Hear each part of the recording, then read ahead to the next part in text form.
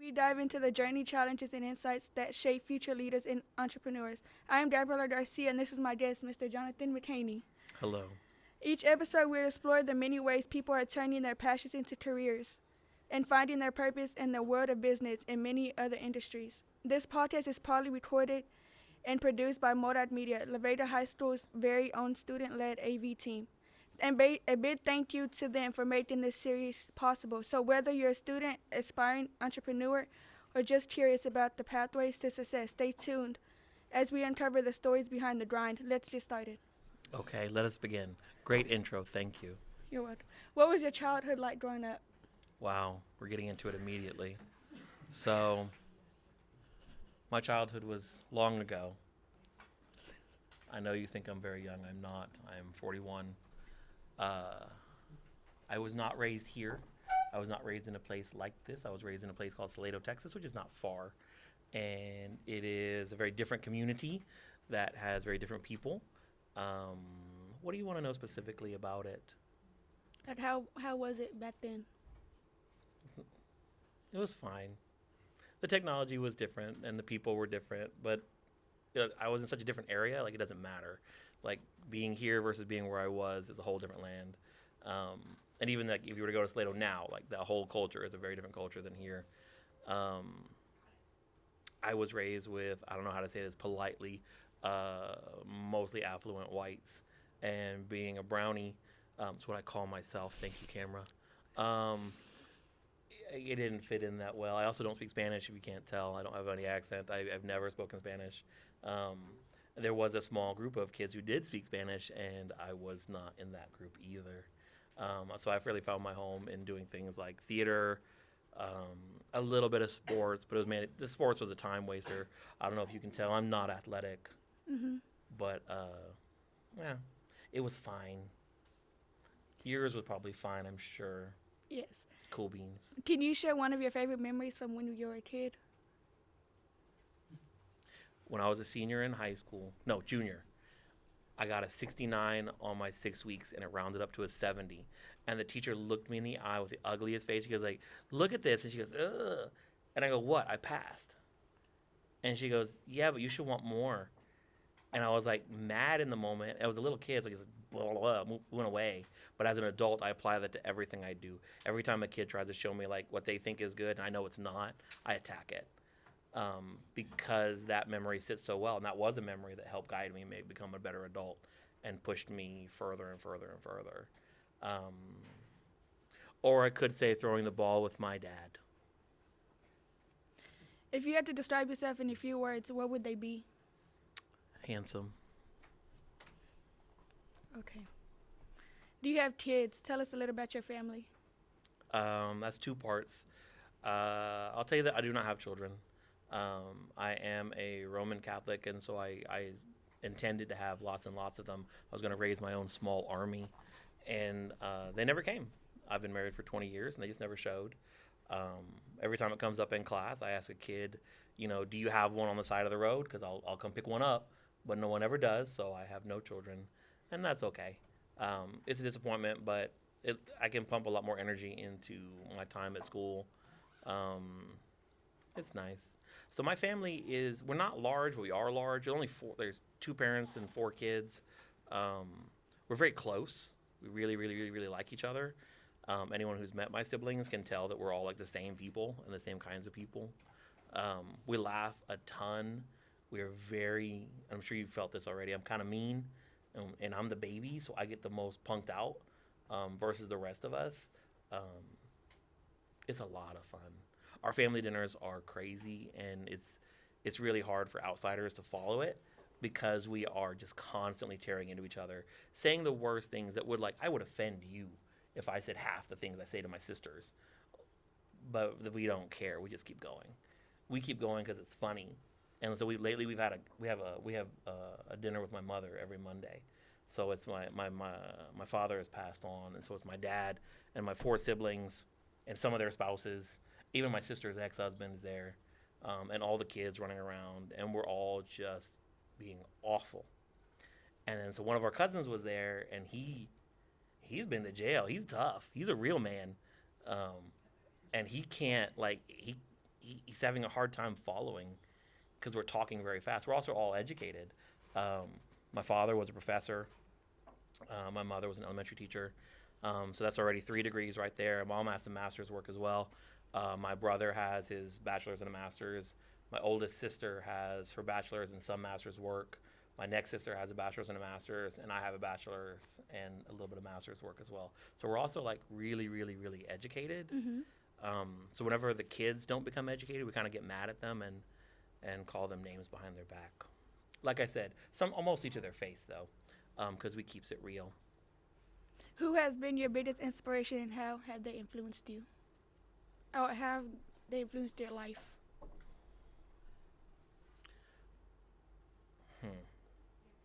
So like I got a couple. This is a weird one.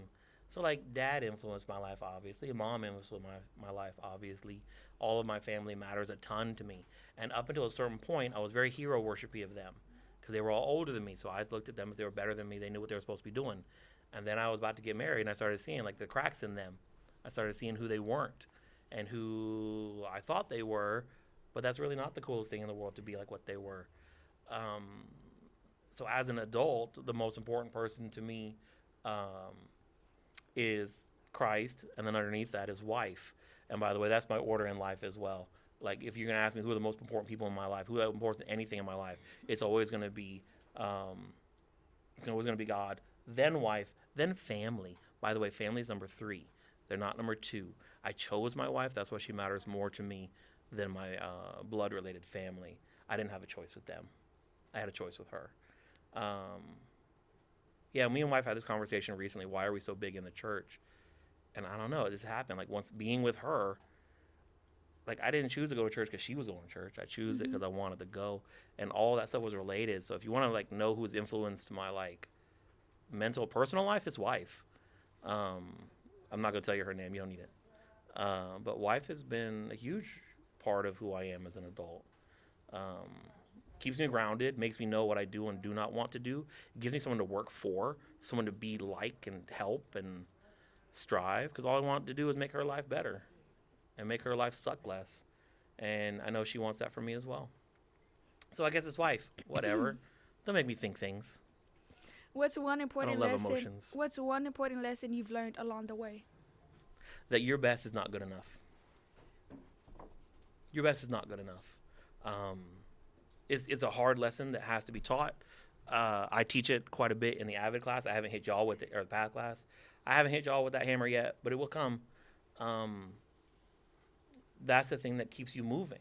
Because if you're good enough, then you might not be good enough for the next challenge. So the most important lesson is your best is not the best. Here's a great example. Can you throw a ball 100 miles an hour? No. Great. There are a lot of baseball pitchers out there professionally who can. That's their best, but I thought you were trying your best. So if you're trying your best, why can't you do it? Because you physically can't. You just never will. There are some people who can. There are some people who cannot. But your best in a professional pitching situation isn't real and doesn't matter. It's a harsh and ugly lesson to think about, but it's real. There are 10,000 things that we can do that are not going to be the best, and it might not be enough. I was at a school where they wanted to go to state in the one-act play. They really did. I did not have the capacity to do that individually. I could not do that on my own. As a director, I could not pull them there, and I knew it. I was 30, I'm 41, so I was 37, looking at myself, knowing my best is not enough. I'm still living that lesson all the time. So I attended trainings, I did stuff to help me, but I still knew my best wasn't there. And that's the lesson I try and push on y'all, is that like, yeah, it's cool to be who you are. It's cool to try your hardest, and yes, all of that's wonderful, and you should do that. But at some point in the game, you ain't it, and that's okay. As long as you're okay with yourself. I didn't go home after not getting to state thinking like, oh, I'll never be anything. I got a cool wife and a cool life. I'm doing just fine. It's a weird one, I know. But that is one of the things for me. Did you go to college? If so, where did you study? I did go to college. I went to Temple College and then University of North Texas. Okay. That's a short answer. If you weren't a teacher, what do you think you'll be doing right now? I would love to do retail. If retail could pay me what I wanted it to pay me, I would do retail. I would do Dillard's. I would dress nice and look down on people all day. Oh, it's so awesome. If I could do Dillard's, I would do it. And then I would be like the worst dressed one there, but I would still have an attitude like I'm better. Because that's what I would do. I would keep my coat in the car, my tie in the car. I just never cleaned them, but I still got to have the attitude. It was so much fun. I used to sell fine china and pots and pans and like sleepwear and stuff like that, or sleep sheets and blankets and stuff like that. I love it. I can tell you all the things you need for a wedding registry. I can set your wedding registry up. Let me know when you get married. I'll be there for you. But remember, I will not come to the wedding unless I walk you down the aisle. That is the rule. Oh, okay. And your family does have to be there and watch me doing this. Okay, just so you know. Oh. What inspired you to teach the subject you're passionate about? What subject am I passionate about? Whatever subject you're teaching. I teach two. Which one do you like the best? Ooh. I don't know. Like I don't think about things like what do I like the best. Whatever I'm doing in the moment's what I like to do in the moment. So like when I'm in the PAL class in front of y'all, I love that mess. I love it. Cause all y'all like have to act like I can give you grades and I can hurt your scores. And I love it. I love trying to guide y'all and push y'all in a certain direction. Cause my dad did that for me. He shoved us and pushed us in directions. Mom was there too, helping us understand him. My brother and sisters we all had the same push on each other to make our lives better. So I love doing that to y'all. But at the same time, like when I'm especially in my directing theater class, like I love that. I love directing a play.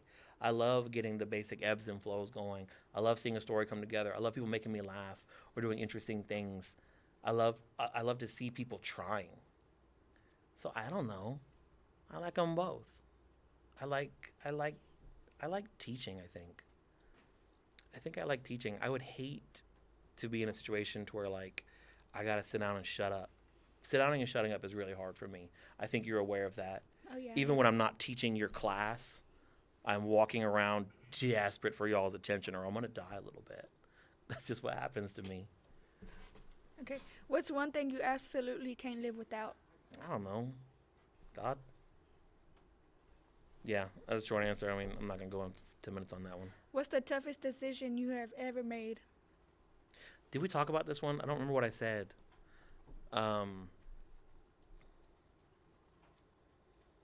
Giving up of myself is a huge issue for me. Because as you can tell, I'm very arrogant. I love who I am. I love everything about me. But sometimes I have to put that behind me. Sometimes I have to make a choice for someone else. And I don't like doing that, but I also do like doing that, but I also don't like doing that. That's one of the toughest ones. It's pretty consistent. It's a pretty consistent issue. I deal with that most days of the week. There are a lot of times when I have to think about wife before me. There are a lot of times. It's not like a food thing. We're not broke. But it is a thing where I have to put others before me. I have to sometimes think about y'all. Like instead of just going to my desk and doing nothing, I gotta answer when y'all raise your hand like babies. So like I don't know, it's putting y'all above me. Cause I'd rather just put me above you, but I don't. I try not to very often. Okay. Looking back, what's been the happiest moment of your life so far? Getting married. So it's really the getting married was great. It was a sitting at the okay. I got it. It's a very real memory. Okay, all the pictures are done. We did the whole marriage thing. Blah blah blah. We had the wedding. We're in the chapel after everyone is gone. There are a couple people there in the front because they're getting ready for mass, for later in the day. And me and wife, she's in her full wedding gown. I'm still in my full tux, and it's just us, and just those couple people, and we're just like looking forward. And in my head, I don't say this to her. I don't think I said this to her. In my head, I'm like, okay, I guess we're doing this. I guess we're gonna keep going. And then here we are. We're 19, almost 20 years later, and we're still going. And it's a lot of fun. That kind of led me to where my life is now, and that's just hanging out with that chick every day. I like her, I guess. When you were in school, what was your favorite subject? I don't know or care. I don't know. I didn't have a favorite subject. I did whatever I did in the moment and called it a day. I don't look forward to almost anything. I've always been like this. I don't care. I just like Where I'm going next, that's where I'll be there. Where I'm going after that is where I'm gonna be. I don't really, I don't care. Like I just the next school I work at, that's where I'm gonna be. That'll be my favorite school for the moment. Hmm. The junior high was where I was for a while. It was a lot of fun. Cameron Yo was where I was for a while. That was fun. This is a weird one to understand, but like I don't care. Wherever I am is what's gonna be fun for me. So Okay. yeah, What would your perfect day look like from start to finish? wake up, go to work, go home, talk with wife, go to bed, live a life. That's what else should you want? Should I want to go to fancy dinners? Should I want to meet famous people? Should I go make a rap video? None of these things matter to me because like they shouldn't matter to anybody. If we need to live an expensive life, you've got to drive a Bugatti, or else you're not gonna be happy. Then you're gonna be unhappy for a long time. A Bugatti's a nice car. Oh, I don't know. I live a simple, happy life. I wish I had a bigger house though. I What's want that the on record. What's the best piece of advice a family member gave you growing up?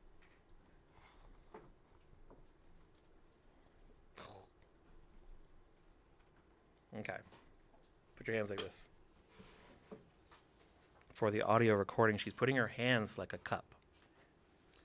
So, all the bad stuff that's going to happen to you today and everything that's going to be said to you that you don't like, let it be like water in your hands.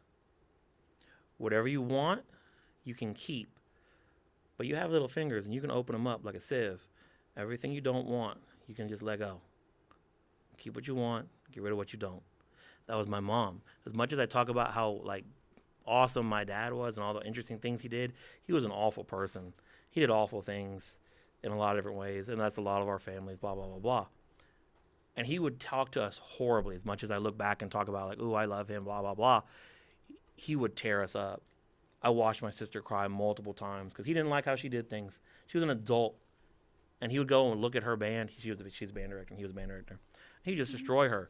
He told my other sister to do awful things with her family. He never really I feel that he never really acknowledged my brother the way my brother deserved to be acknowledged. And our mom's response to all of that was keep everything you want and let everything else go away.